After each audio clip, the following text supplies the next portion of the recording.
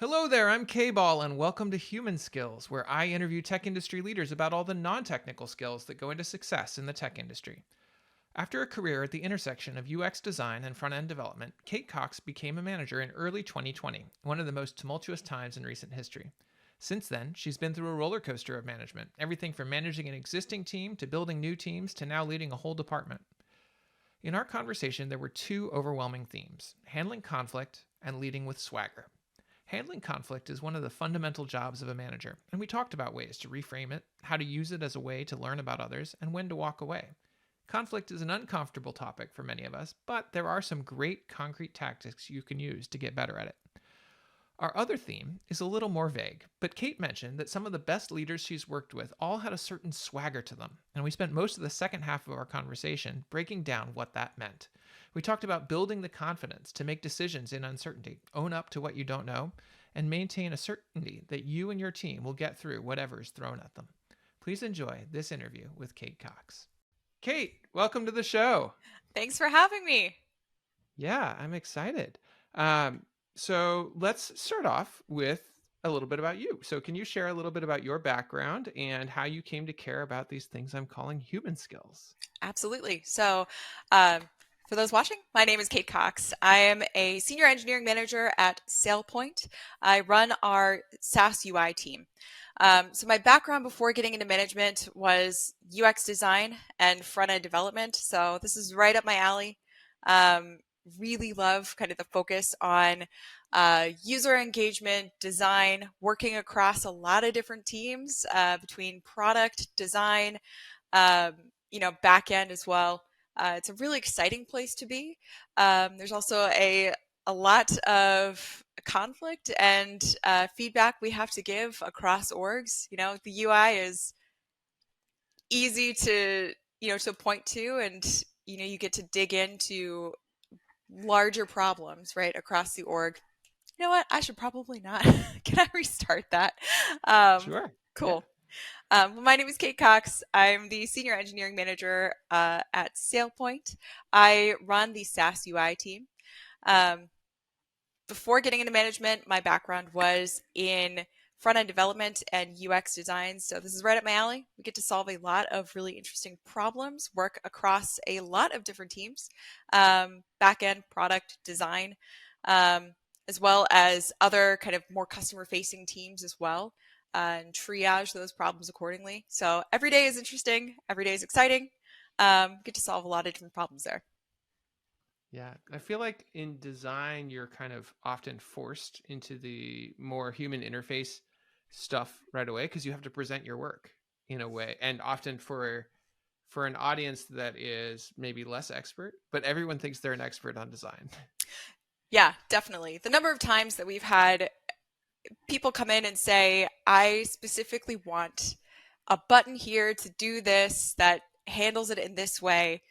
You really do have to walk people back and say, what is the objective you're trying to achieve here? What do you want your customer to be able to do? Like, take it back into the abstract, because as soon as you start jumping into solutioning or start trying to do UX's job for them, frankly, you start to really get off path quickly, solving the real problem. And so negotiating that is part of what we try to do as the user interface team, implementing those designs effectively, kind of working with all of those different stakeholders. Well, and I feel like that's a skill that's extremely relevant for engineers as well. Of like, people will come to you with, the way I like to say it is, they'll come to you with a half baked solution that they'll describe as a problem. They'll be like, we need our software to do this. And you look at their solution, you're like, do we though? Like, what are you actually trying to accomplish here? So I'm curious, that conversation can be tricky. Do you have any particular tactics that you use to help get people back into sort of problem space and problem conversation? Yeah, definitely. I think one of the best skills for whether you're an IC or a beginning manager or a more seasoned manager, I myself have gone through a huge amount of change as far as a manager and my overall responsibility. So I've dealt with lots of conflict and lots of negotiation across the board over the last several years. But no matter who you are, being comfortable with conflict and comfortable with that negotiation is a skill that will always serve you well. And what I mean is specifically, people talk a lot. You hear people saying, I don't like conflict. I'd rather avoid conflict. Or, I don't do conflict well. Like, can you handle this kind of thing? You hear that a lot from ICs a lot, but also even from other managers as well. And so I think a lot of people just avoid things altogether. And I sort of shudder to think about the number of problems that could have been solved if people had approached conflict from the idea that conflict is an opportunity. I know that sounds like super trite to say, but just that conflict is an opportunity to build a better relationship. Some of the best working relationships I have were with people that we butted heads all the time. And it was always done like with respect, right? But we were just usually on different sides of the fence, had different things and different priorities that we both had. We're both trying to do our best for the project. We were just coming at it from different sides. And so ultimately those discussions and those points of conflict became like strengthened our relationship over time. Ways you do that, there's a number of ways you do that, right? There's one, you have to know what kind of person you are and how you handle conflict. And so self-reflection is really important. We could talk about that in a bit, but also knowing what what they want and what they are trying to achieve out of a particular interaction. One of the things specifically I think has been helpful for me, if you've ever listened to I think Kwame Christian, he gives a great TED talk on this on conflict, but he talks about compassionate curiosity. And one of the key things there is inviting people to tell them have them tell you their side of the story. What are they trying to achieve? And not in any sort of a like, what are you trying to do here? But just a like, I really want to know. I really want to help you. Like, I want to come to an Mm-hmm. agreement with Mm-hmm. you. And taking it as an opportunity to learn about somebody as opposed to we have to get this done, I need to win, is a drastic difference in how you approach conflict. And I wish it was talked about more. And I wish conflict was talked about in that way, because I think if more people approached negotiations in that way, things would be a lot smoother. We'd have stronger relationships a little bit easier, just across the Yeah. organization.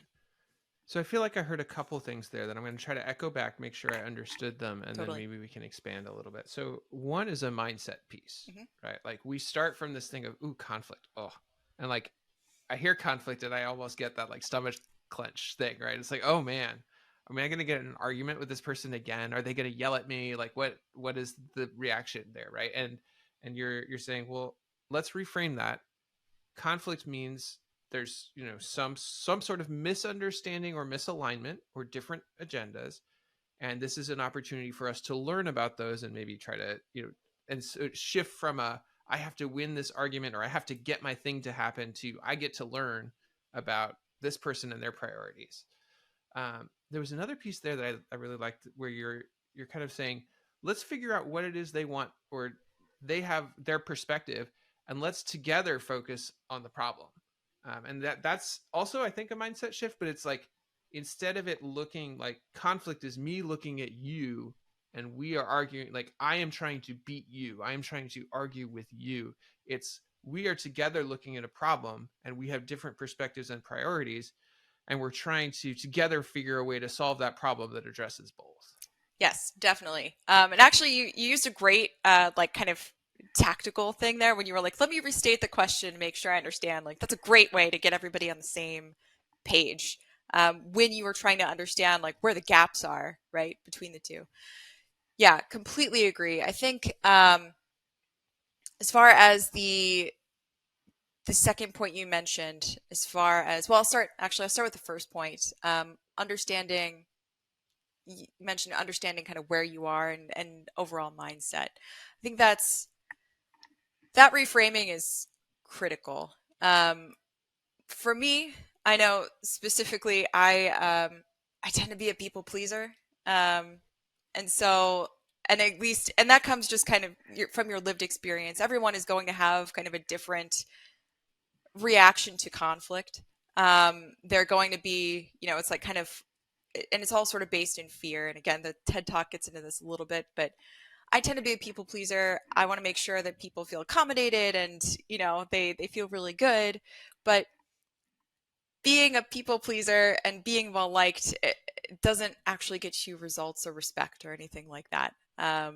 You want to you need to be willing to engage in some level of conflict. And conflict doesn't mean disrespect. I think that's actually another thing that people equate conflict with is disrespect. And that should not Mm-hmm. be part of how you approach negotiation and conflict at work. We should always strive to be respectful, of course. But I do think that is like a mental switch that people need to make when they think about conflict. Um, the second thing, too, as far as kind of your overall approach to conflict and sort of understanding, like, I think everyone comes in with assumptions, right? And so Yeah. making sure, like you did, restating questions or restating back what I said to me. That's a great way to tactically make sure that you're all on the same page. So that's a good start there.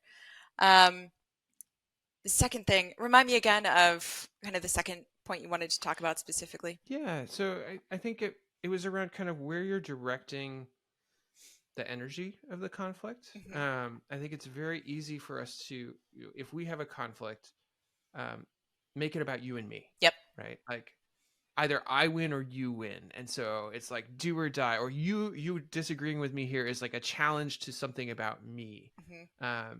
And I think one of the things I heard you do there is you kind of flip it and you say, okay, no, we each have our own priorities and things, and there's mutual respect that you have different perspectives than I have, and the conflict is about how do we solve this situation in a way that addresses slash balances those different agendas and those different needs. Yeah, definitely. I think it's the difference. If I were to boil it down, it's the difference between either I win or you win. And instead, it should be okay, either we both win or we don't play at all. Like this, we need to find a way to both succeed here. And I think that's really like what it comes down to, right? And that does take time. That takes time. It takes effort.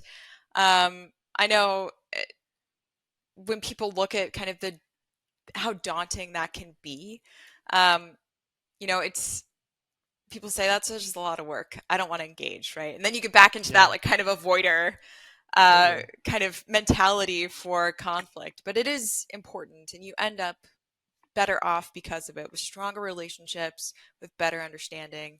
Um, and really, like for your team as well, like for the managers that are kind of engaging in this, like making sure you've got the full story and you're protecting your team with all of that information. So, um, yeah, yeah, it's Well, conflict is interesting, and it's something it I really really enjoy is. talking about for sure.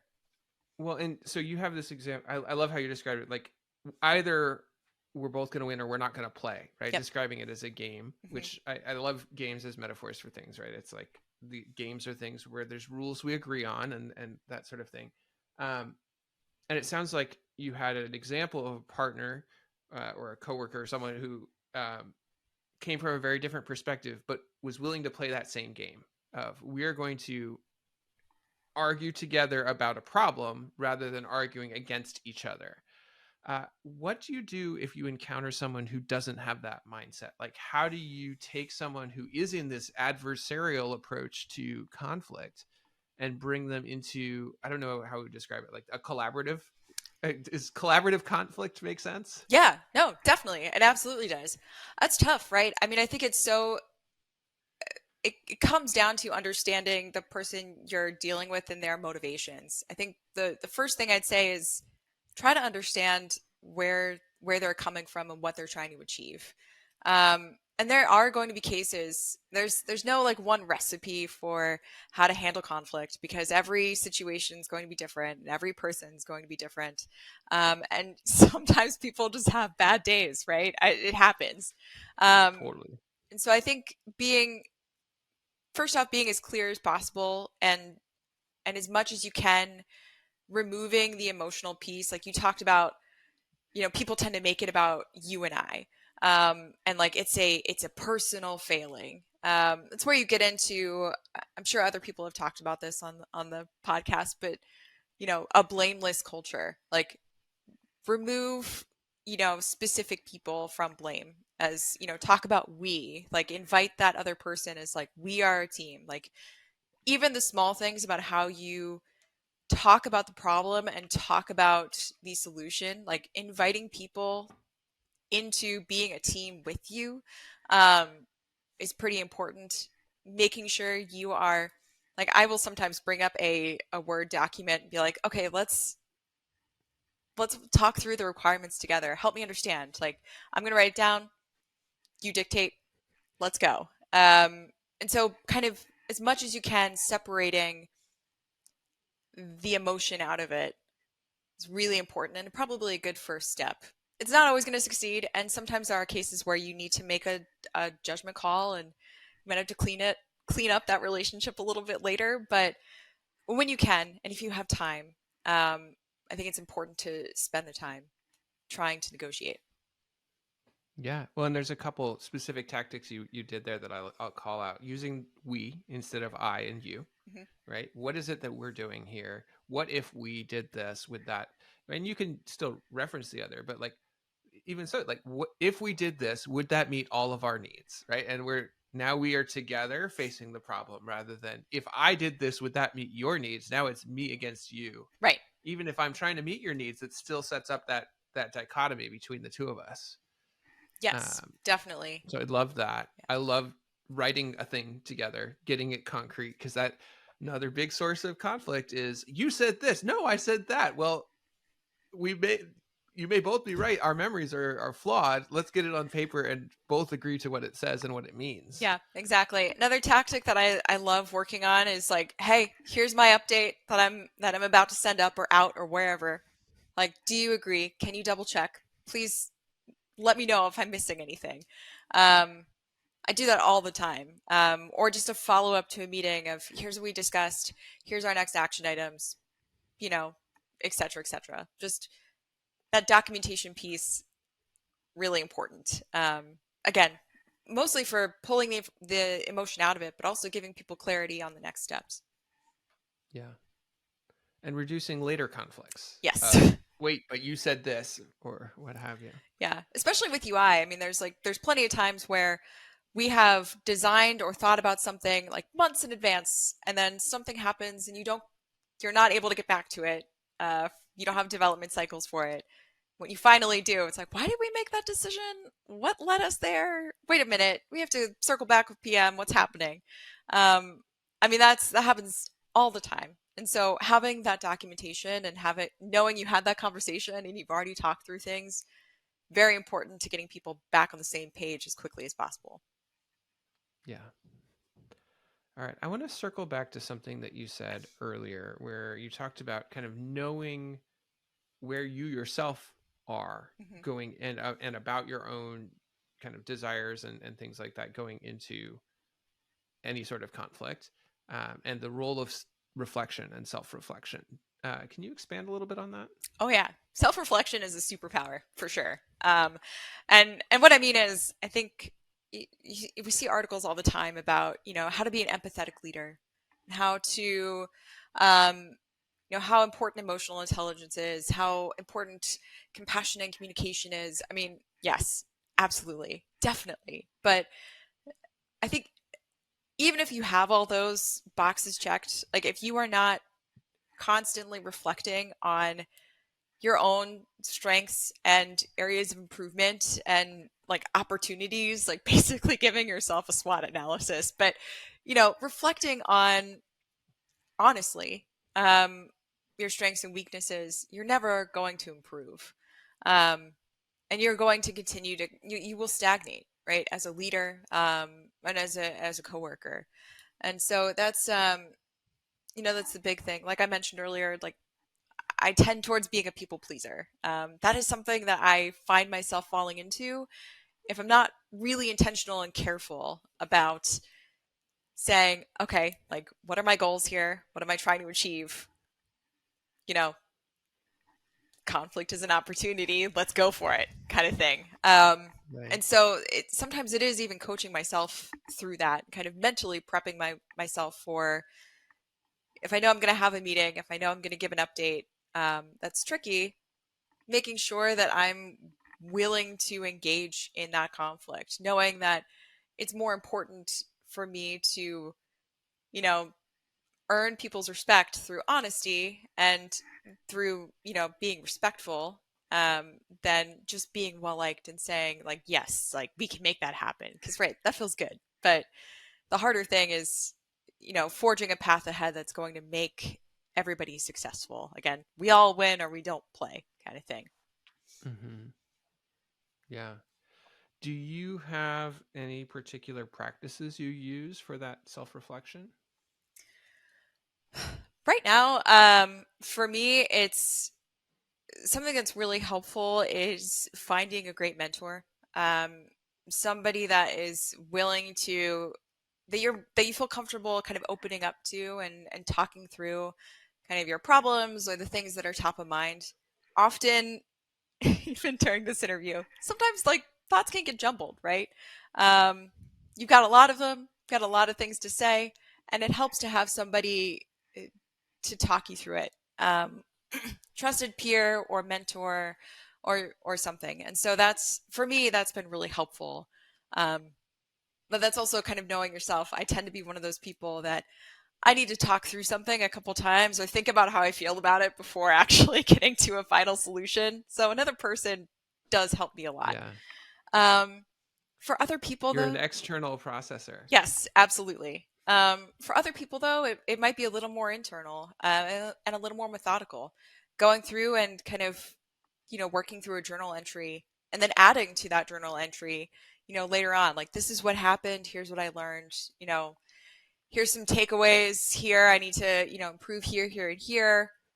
Let's talk about this with the team, etc. Kind of keeping a more dedicated, um, written document that you're, engaging in.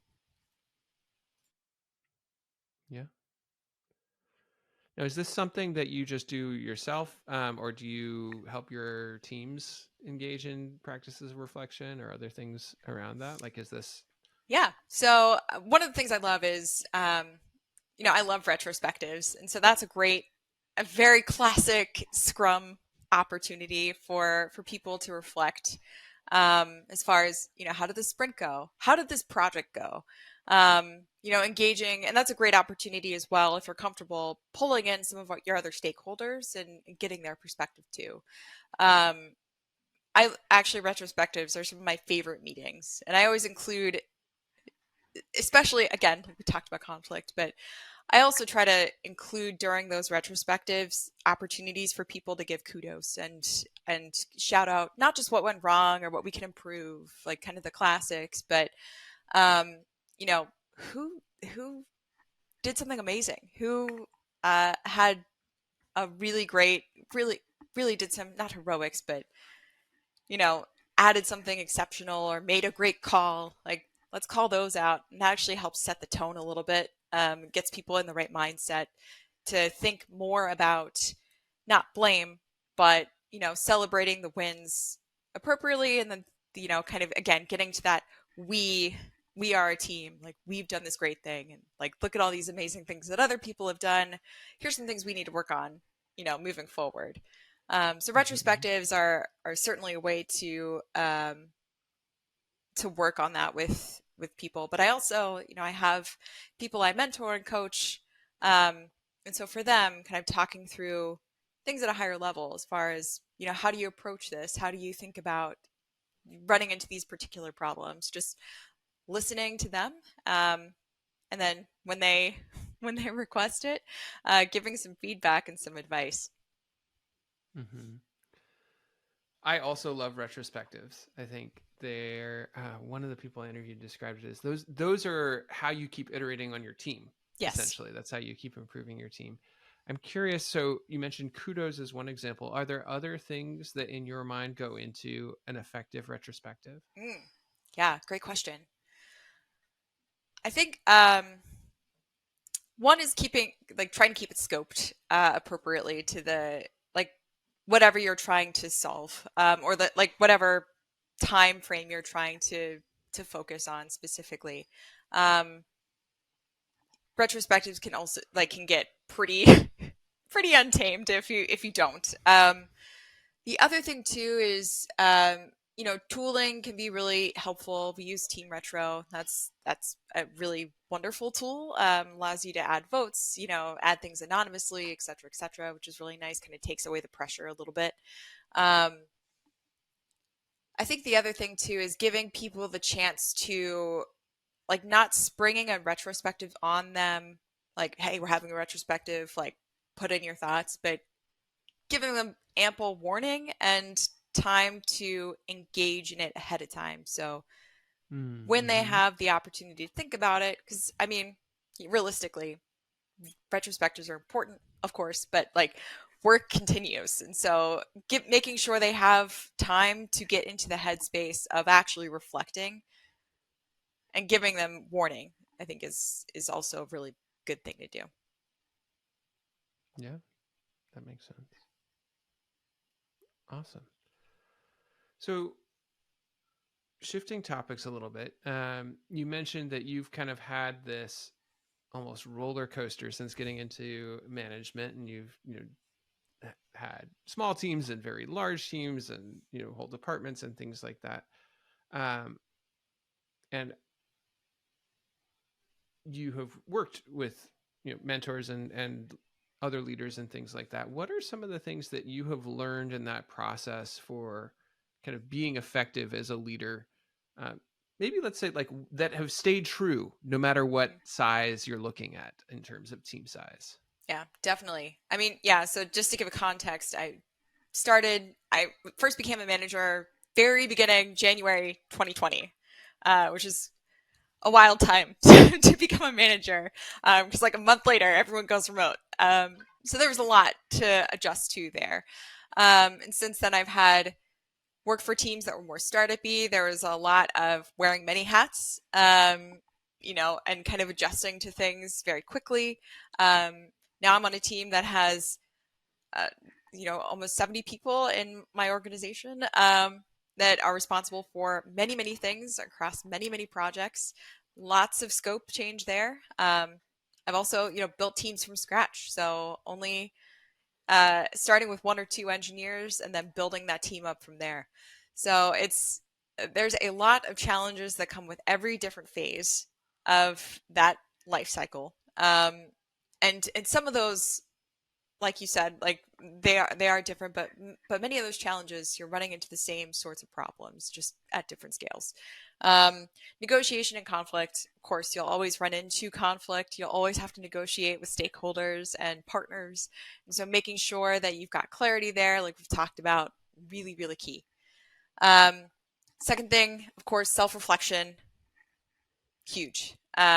Making sure that you are constantly not just iterating with your team, but working on yourself too, and investing time in yourself. When I jumped into management, I also started an MBA. And so that was a great option for me to learn as I was Wow. going, right? And apply those learnings in real time. I actually just finished my MBA this last summer, so that was really, really exciting. Um, but the other thing too, I mean, is looking at other leaders, as I grew as a manager, learning from them, um, picking out things that learnings and lessons just from being in their presence, right? Is I think really critical. Um, I was very lucky to work with Bradford, who's also on this podcast. And I've also worked with Lauren, who again was also interviewed for this podcast. And they are both, Well, I found both you and Lauren through Bradford, yeah, so yeah, there's a thread here. definitely, But definitely. I admire them both so much. They are both very different leaders. And I've learned a ton just from working with them and just being in their presence, frankly. Lauren has an incredible eye for detail, lots of great process that she's implemented, very methodical about how she engages with problems. And so for me, I can be a little bit scattered sometimes, and she's very good about honing in on, here's the problem. Let's break this down into its piece parts and make sure that we're, finding a sustainable solution for everybody. Bradford's a great visionary. You know, really great at communicating a vision to the team, inspiring people, and making sure that is really clear across different teams. And so, like, even as my role has changed, I've taken those lessons I've learned from them across, to other projects. I've, learned similar lessons from other engineers and other leaders I've worked with. I think though all of them have just kind of a swagger or a confidence, I guess, that I really admire. And I think part of that is just this fundamental belief in themselves. I know Amazon has it in their kind of leader um, breakdown, like what makes a great leader. But they talk about, leaders are right a lot, I think, is, which sounds kind of controversial because leaders make mistakes, of course, and yeah, it's, but they all have strong judgment, good instincts. Doesn't mean you're going to be perfect every single time, but, given the information you have at the time, you're going to make the best decision you can. Um, and so making sure you've honed those instincts, you've learned from, the people that you admire and that you work with. You're able to, build on those lessons just through watching them or from working with them or through negotiating with them sometimes. Um, but just making sure you're constantly, as you're reflecting on your own leadership strengths and weaknesses, like pulling in those learnings, making sure that you're improving over time.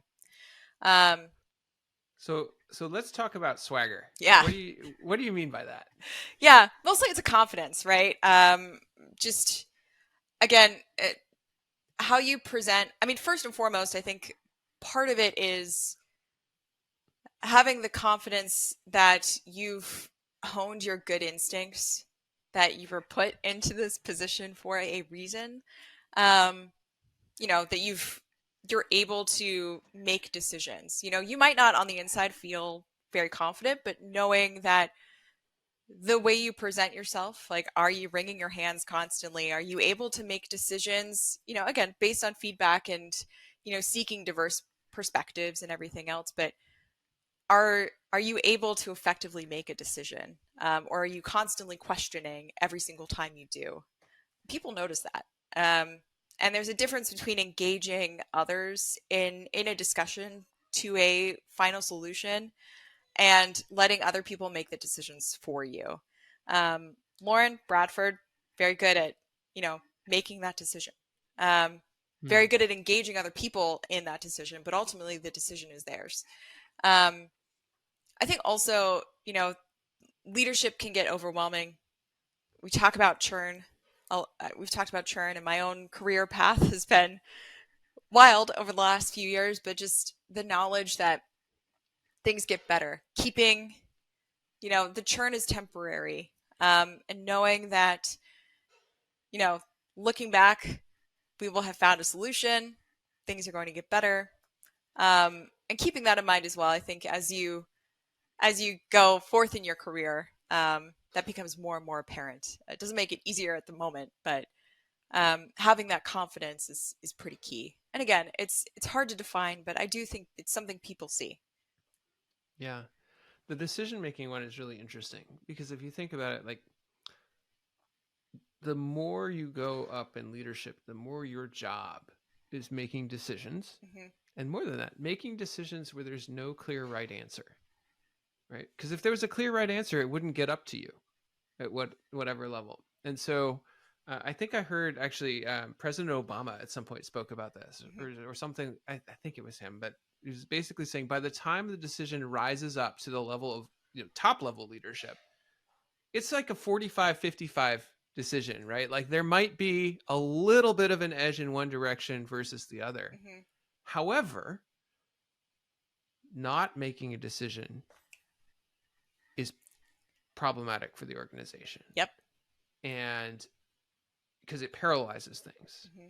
And so being able to make a decision, not having complete information, there may not even exist complete information that would let you make that decision, but being able to make that decision and own it and not constantly waffle back and forth. Because like thrash kills organizations too, right? I decided this way, but then I change it back next week, and then I change it back the week after that. Like that also prevents people from going anywhere. Yep. Uh, Completely agree. I love what you said on that specifically. Like, no decision is also a decision, frankly. It does paralyze people. And so sometimes you do just have to pick a direction. The thing that I tell my ICs all the time, um, I get a lot of questions about, I have a problem, or like, how do I solve, like, especially in skip levels, like, hey, I have a suggestion, or I have a thing that I'm thinking about, and or I have a problem, like, what should my next steps be, or what should I do? Um, and often I'll say, like, and I don't know the answer.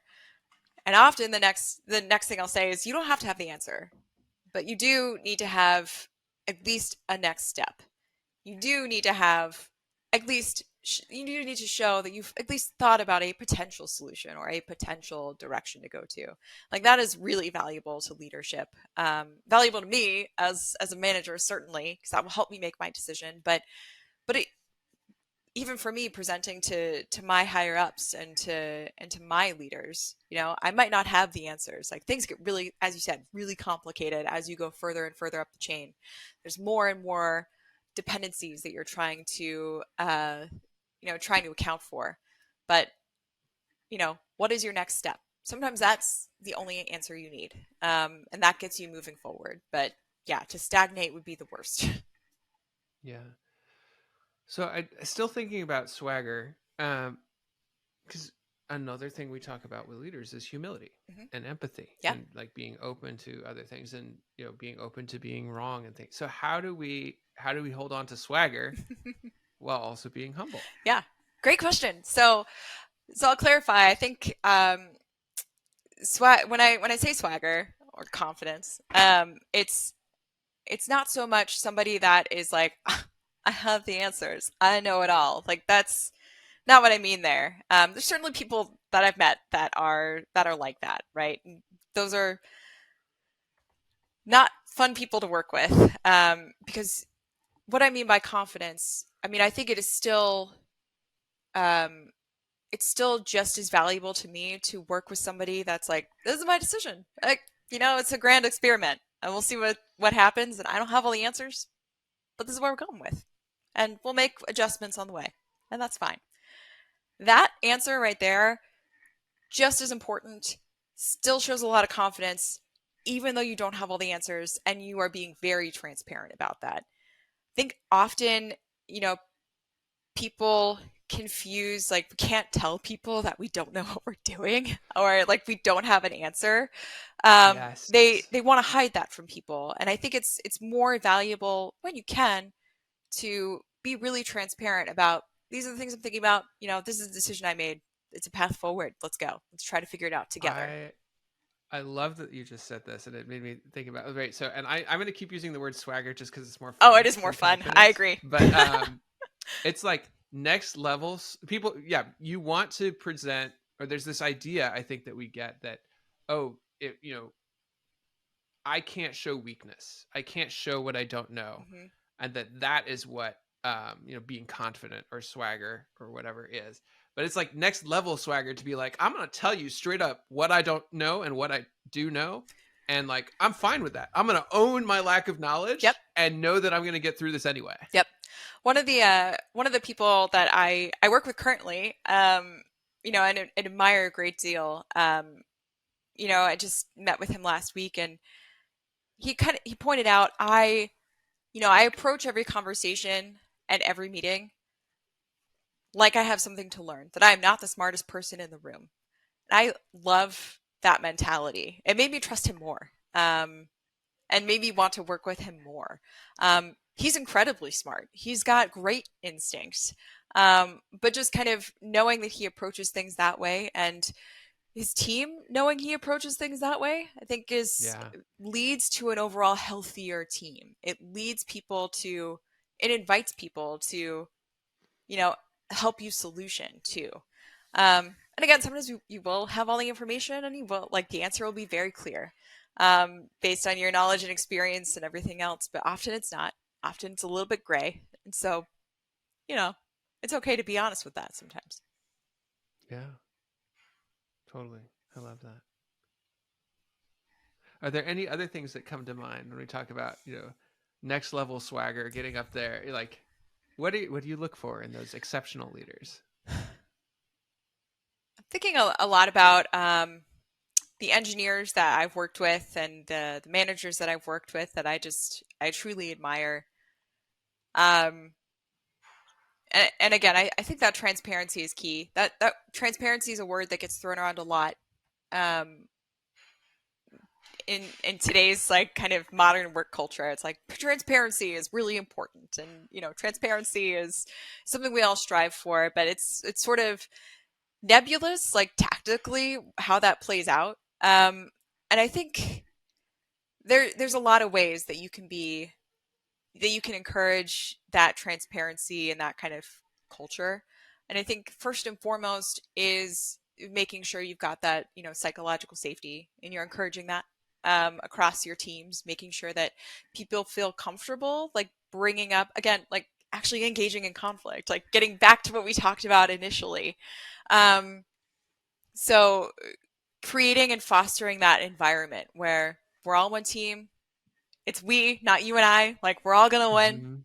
But yeah, let's, like, bring up concerns and issues, like, from the get-go. Let's be really honest about that, knowing that we all believe and that we all can find a solution, or at least the next step forward. Um, that's the big thing there. I think the other thing, and for me, working with, other managers and other engineers that I just trust, is they're very good communicators. And what I mean by that is they raise concerns early.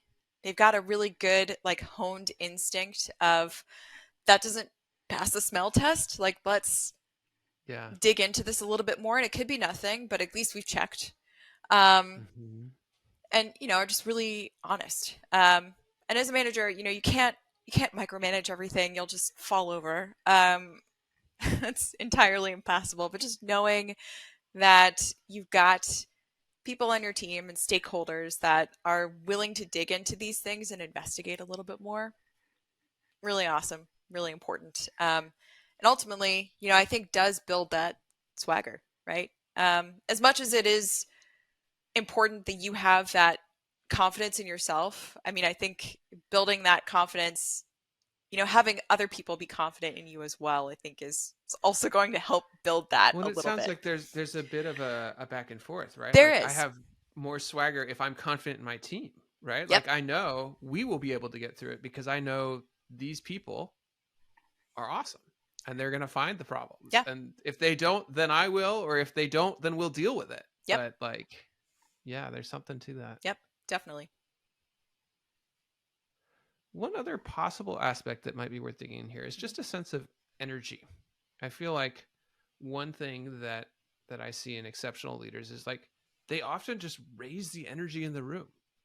Like, let's, you know, what's going on here? There's a crisis, whatever. Hey, we're going to be able to deal with this. Let's go, and then get people moving. So I'm curious, um, how do you, and especially, like, you became a manager in some of, like, the darkest times in recent history. People were dealing with so much stuff. So, like, how do you bring energy to a situation like that in a way that doesn't feel like fake, or you're happy timing it, or that type of thing? Yeah, definitely. And I'll admit, like, that I've been called out for, like your energy level, not not what we need right now, right?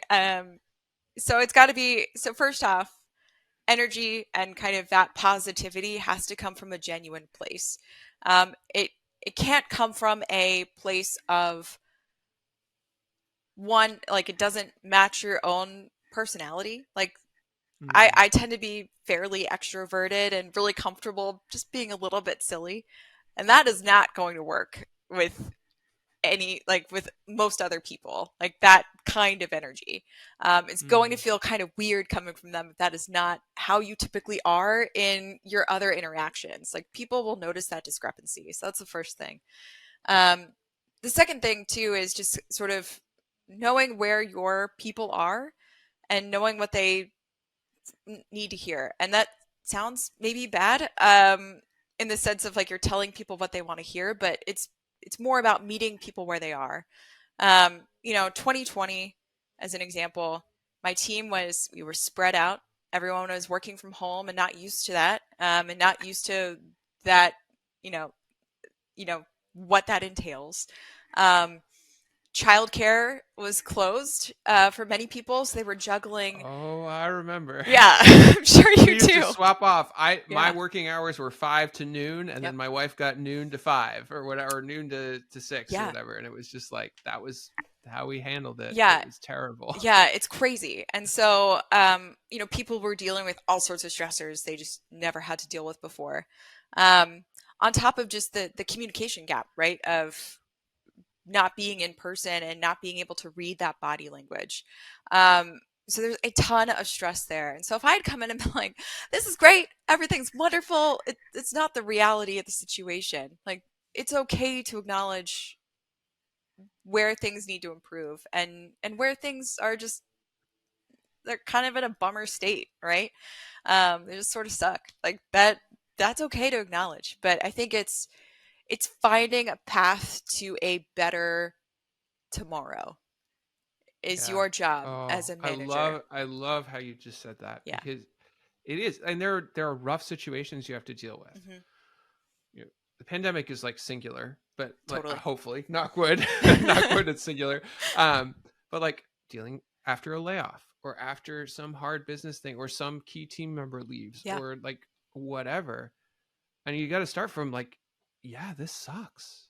This is bad. I mean, if you just skip right past that, which I've seen a lot of people try to do, Yep. uh, it falls so flat Hmm. because you're like, you are not acknowledging the shared reality that we have here. So if you start from, yeah, this is really bad, Hmm. we can honor that, talk about that, maybe vent a little bit, and then let's together move to how do we make it better. Exactly. Yeah. And I think that's my biggest thing is inviting people to go on this journey with you a little bit. I know that sounds super trite, but inviting people to help you solution and kind of get to that point and get to the mental state where they can see that reality taking place. Um, you know, it might not be the reality right now. You might be in the throes of like a final hour push to get something out to customers and you're just fixing these last few bugs and you're staying a little bit later and like it's not ideal and tensions are high, right? That does happen sometimes. Um, but, you know, getting to the point where look at all we've accomplished. Look at all we've done. Yeah, there's some things we still need to work on. There's some things we've got to adjust to. But, you know, look at all we've accomplished. Look at where we're going. These are the next steps to kind of get to where we need to go. Um, Really critical, I think. And so I think when we talk about energy and inspiring people and keeping people motivated, like again, meet them where they are. Get them to the point where they can envision, a better next step, a better tomorrow. Yeah. I realize we're getting close to the end of our time together. Are there any things that we haven't talked about yet that you want to make sure that we cover? I think we've talked about most of the main things that I wanted to cover. We talked about negotiation, talked about self-reflection, talked about talked about swagger quite a bit, which is fun. Um, I don't think so. I think those are the main things. Um, yeah, those are the main things I think that are takeaways. I know there's a lot more to leadership, right? Everything from kind of the tactical to the more strategic to kind of the visionary. I mean, I think the only thing I can think of is as you're thinking, I'll tack on to the self-reflection piece. I'm sure a lot of people listening are going to think, okay, yeah, I would love to reflect on how I'm doing and how I can improve, but like I don't have time. I'm just trying to triage things. I'm just trying to survive the day to day. And that is, I always think of leadership having kind of two modes. There's a triage mode and there's a kind of innovation mode. Um, like kind of this. I think there's actually a book called The Fundamental State of Leadership, which we, used in one of my MBA courses. But that's really the difference. It's like a triage mode, and you're just kind of managing and trying to keep the lights on, and not really improving your team or yourself in any sort of way. Um, and then there's the like you're just going through the motions. And then there's the point where you can innovate, where you can truly think about the problems that you've run into and how to address those and how to improve over time. And getting from that kind of triage mode into that innovation mode, difficult. Um, and it changes depending on your situation. One is it could just be a matter of finding a better way to manage your thought process and you know not so you're context switching all the time, but finding ways to take notes on those things to reflect on later, kind of like the journal aspect I talked about. Mm-hmm. Maybe it means blocking off some time in your calendar, and just basically making that time for yourself. Like you do need time to think. You can't just triage constantly. Um, another potential solution, getting out of that triage mode, making sure, taking a hard look at what you are responsible for and what can you delegate. Delegating is not, it doesn't mean you're lazy. I think a lot of managers make that mistake of, not wanting to delegate things because it makes it seem like they aren't valuable anymore because they're not doing the direct work. No, that's not the case. That's a perception I had to deal with like early into being a manager. I just wanted to How solve you all the. create space to do the real work. Yeah, exactly. And so, you are going to empower people by giving them the opportunity to lead, and to own things. And so that's a context switch there. Um, and then sometimes, maybe you just aren't resourced properly. That's also a case that, at that point it's okay, let's make the argument or negotiate and make sure that you can actually get the resources you need to have that time to innovate, to think about your team and the vision and the future, and invest in your people. If you're in triage mode, you'll never get there. You like something will be falling off. Um, so that would be the last thing I'd add to is that self reflection. It does take time, and learning to improve and have this swagger and to work with other people, like it takes time, and so making that time for yourself, very important. All right, that's it for this Human Skills interview. If you enjoyed it, please consider liking this video and subscribing to this channel. You can also subscribe to the Human Skills newsletter, which there's a link to right down below, to get notified of interviews like this as they come out. Take care, y'all. This is K-Ball signing out.